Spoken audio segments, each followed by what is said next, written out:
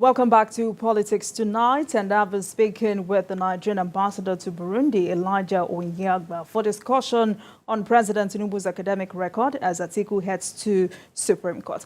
All right, Ambassador, let's move on to other issues. As the Ambassador to Burundi, what has the country achieved in Burundi-Nigeria relations? Well, thank you very much. All ambassadors have been recalled at the moment. So we are very grateful to the president for giving us the opportunity to represent our country at this level. It's always a privilege to be called out of over 200 million people to ask to carry your nation's flag and ensure that, you improve on the relations. Nigeria-Burundi relations dates back to 2007. And from then till now, I came in here 2021. And the first we did was to ensure that there's a joint commission between Nigeria and Burundi. And this joint commission was basically, took effect 90 days that I arrived to Bujumbura.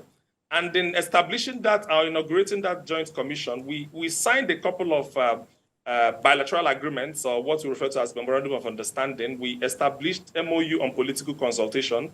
We established MOU on education cooperation between Nigeria and Burundi. And we haven't just signed these MOUs, we've also begun implementation of those MOUs so that we don't just sign documents without implementing them. On the political ground, we've had, the president of Burundi visit Nigeria twice in the last 7 months or thereabouts. We've also had, high-level visits between both countries. I mean, the former First Lady of Burundi, of Nigeria, was here in Burundi. The present First Lady of Burundi has been in Nigeria, has been to Nigeria like 4 times in the last 1 year or thereabouts. So we've also had visits at ministerial level, visits at the parliamentary level across both countries. So we are doing well. The political relations between both countries is at its all-time high. On the education ground that I talked about, we have established a Nigerian-owned university here in Burundi. We have also ensured that there are exchange of programs between University of Burundi and some universities in Nigeria. University of Uyo and Nnamdi University signed an MOU to exchange lecturers, and the lecturers have also been here, and they are exchanging lecturers and students and research as the case may be. On the economic front, which is actually our focus here, before I came to Burundi, there was actually no economic relations, there was no trade relations between Nigeria and Burundi. One of the things we did was to establish the Nigerian Burundi Business Council, which is chaired by a Nigerian businessman, and the vice chair is a businessman from Burundi. We established this because it was important that as the cooperation is happening at the government level, we also needed to establish a platform that will allow the private sector to also find expression. So we established this business council, and on the backdrop of that, we organized the maiden edition of the Nigeria-Burundi Business Summit. And we had a lot of businessmen from Nigeria, from education to agriculture to infrastructure to entertainment to fashion, all come to Burundi here sometime last year. And then they sat down and discussed. A Nigerian company is helping a Burundian company right now to help them in agriculture capacity development. There is also a memorandum of understanding, or a contract has also been given to allow a Nigerian company supply about 1 million palm seedlings to Burundi. And they are starting the first tranche of 105,000 in the next 90 days. There are also Nigerians that have invested here in Burundi in their entertainment and in their tourism sector as well. So there is also a Nigerian company that has also signed an MOU to provide Burundi with raw materials for fertilizer, urea, and some of the raw materials that are used for fertilizer. So this actually was not happening before now. And you can see that we have made a lot of impact in the economic diplomacy. Moving on from economic diplomacy, we've also had a lot of Nigerians visit Burundi. We've ensured that on the consular side that there's no Nigerian in prison in Burundi. Anytime they run into trouble, we get involved and try to provide them those services. We've had more Nigerians come to Burundi in the last 2.5 years. We've also ensured that Nigerians can visit Burundi with visa on arrival. Before I came, you have to go to their embassy in Abuja and apply for visa and wait for that visa to be issued before you buy your flight ticket. But as of today, we have ensured that Nigerians can travel. You can buy your ticket right now and head to Burundi and get your visa on arrival. We've also had a lot of work in the sports development. We have Nigerian Embassy has been honored by the Athletic Federation of Burundi for the role we have played in sports development. Yeah, we've also been honored by the Burundi businessmen in France for some of the things that we have done with respect to economic diplomacy and helping in bringing investments in ensuring that there are investments that are going both ways. Particularly when it comes to these trade relations that we have worked on. And obviously, the next person that is coming will try to build on what we've done. We've also received an award from the tourism sector as well for some of the things that we have done in trying to also contribute to the tourism of the country. So we have, done a lot of work between both countries, and I can tell you without any iota of doubt that Nigeria-Burundi relations is at its all-time high. And we are hoping that the next ambassador that will come will build on some of the things we've achieved while we're here. All right, so still talking about Nigeria-Burundi relations, I'm very interested in this consular issues. So, I mean, now that all ambassadors have been recalled, what steps have you put in place to ensure that your efforts do not go in vain? Well, the way an embassy doesn't run with just an ambassador. There are other what we refer to as home-based officers. That's professionals that have been trained in this area that are also in the mission. We have a political desk in every embassy. We have the economic desk. We also have the consular desk as well. These desks are actually manned by very experienced officers, and we've worked together as a team. All of the things we've achieved here has been achieved as a team. So I actually don't think that there will be any vacancy at this point in time. But I'm also hoping that whatever we have done, they are there on record. I'll chronicle them and ensure that there is a smooth handover between myself and the next person that is coming. And in any case, what you do, which is what I did before I came to Burundi, was that I had a constant communication with the head of mission that I took over from. So he was able to guide me, give me some basic information that I need to be able to help me settle down. I will also be doing that for the next person that is coming to ensure that he continues to build on what we have done. So there shouldn't be any vacancy. But even between now and when another ambassador is also appointed, there are staff that are on ground and they have been part of all the successes we've achieved that I believe that they will be enough to be able to provide and cover for whatever lapses that they are likely to be. All right, so looking at how President Tinubu has kicked off, in what ways do you think the president should retool his foreign policy? Well, the truth is that the foreign policy of every president basically is he's the principal foreign affairs minister. To be honest, it's his responsibility to outline what he intends to achieve. In the last administration, for example, it was very clear to everybody that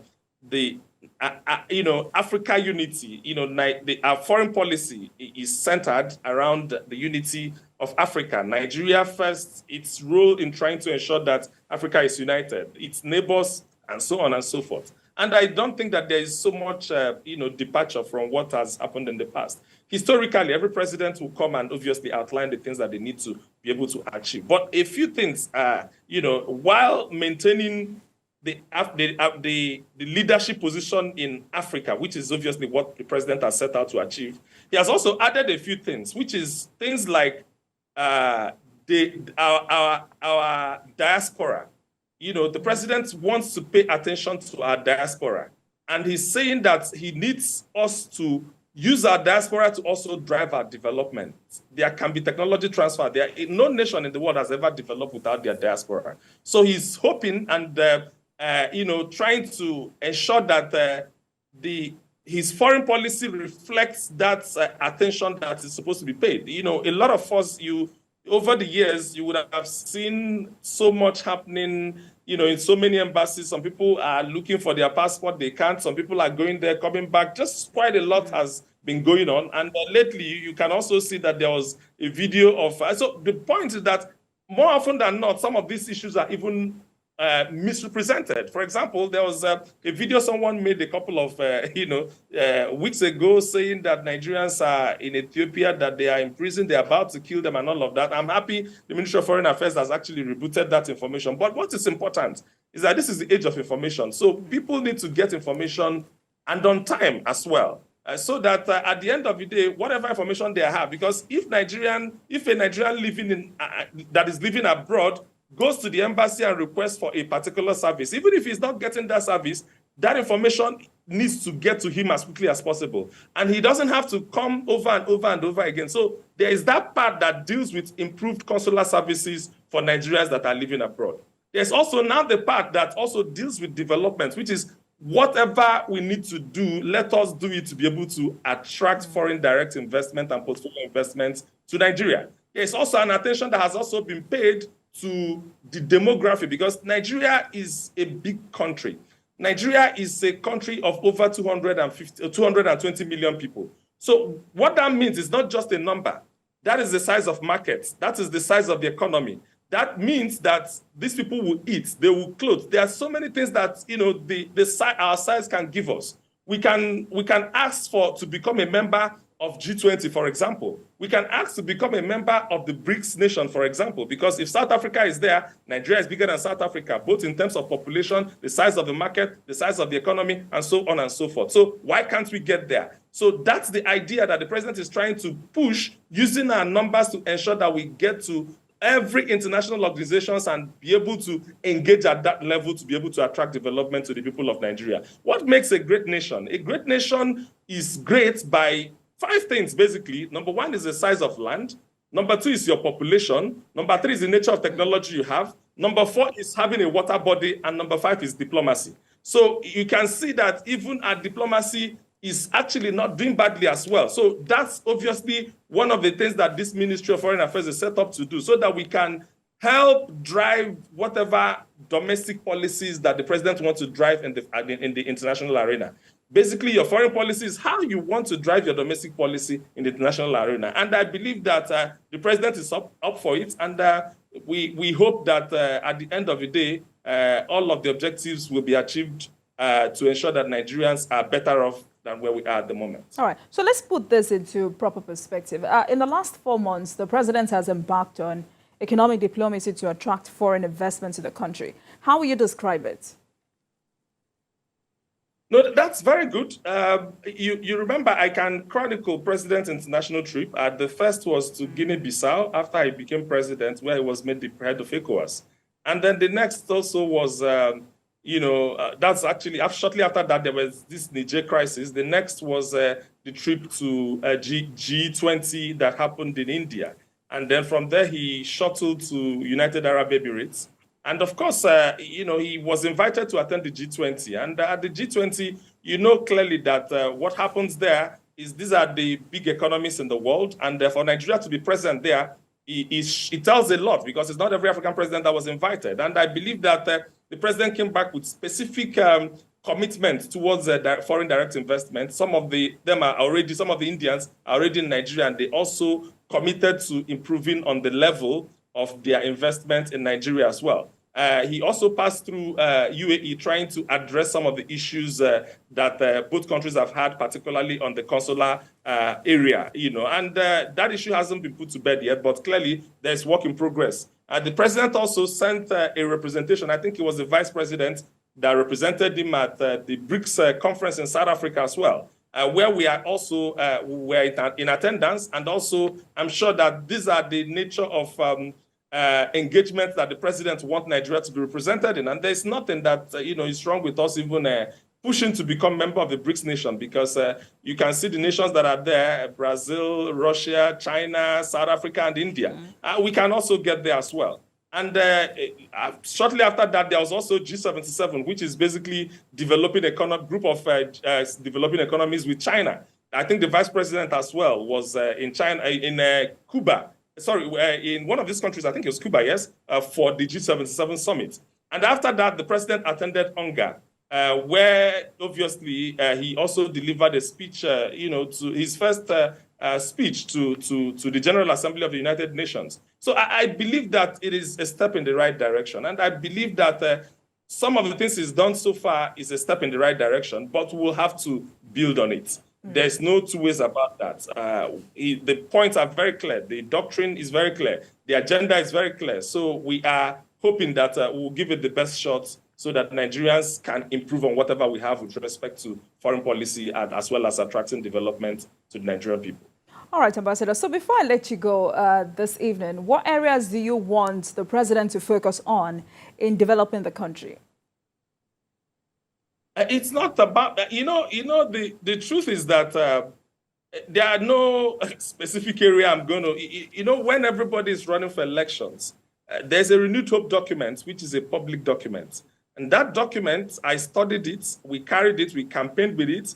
It cuts across a lot of sectors, from agriculture to technology, to dealing with women, to education, to health, to skill development, to all of these ministries that we have, down to monetary policy and all of these issues. So I believe, governance is a basket, you carry everything in that basket. So I'm hoping that all of the things that the president promised, for example, the president made it very clear that if he wins the election, he's going to have a lot of young people represented in his cabinet. That is a promise that has been kept today. He promised that a certain number of women are going to also be represented in his cabinet. That promise has been kept today. He also promised certain number in terms of development, in terms of economic growth. So clearly, I'm hoping that, you don't just focus on one sector. Yes, there's insecurity in the country. Yes, there is hunger. Yes, we need to find a way to develop our infrastructure. Yes, we need to also find a way to ensure that the suffering, fuel subsidy has been removed. We need to begin to ramp up the pace for providing palliatives to the country. Yes, these are all the things that require attention. I won't even select and say it is this that is more important than this. But by and large, the responsibility of government primarily is to ensure security of lives and property. So we expect that there will be a lot of improvements, first and foremost, because a lot of other development indices will come in at the point where there is security. So security seems to be the bottom line. It seems to be the thing that everybody needs to be able to get on with, the things that with other dividends of democracy. So I believe that a lot is happening in this regard. You can see there are a lot of security challenges in some parts of the country. In fact, in most parts of the country. So I believe that a lot of work is going on in all of these areas. And I hope that, with time, all of these issues can be resolved. But the president must carry all the bags together. Every promise he has made to Nigerians, we are looking forward to ensuring that the president comes good with all those promises. All right. Ambassador Elijah Onyeagba, Nigerian Ambassador to Burundi, thank you so much for joining us this evening, sir. It is an honor, and we really appreciate it. And I look forward to more conversation with you. Thank you so much for joining us, sir. Thank you. Thank you very much. And thanks a lot for watching. That marks the end of today's episode of Politics Tonight. But the conversation continues from here. Get in touch with us on Twitter at TVC News NG and at Olajumoke using the hashtag Politics Tonight. We're also on YouTube at youtube.com/TVC News Nigeria. I am Olajumoke Olatoji. Goodbye.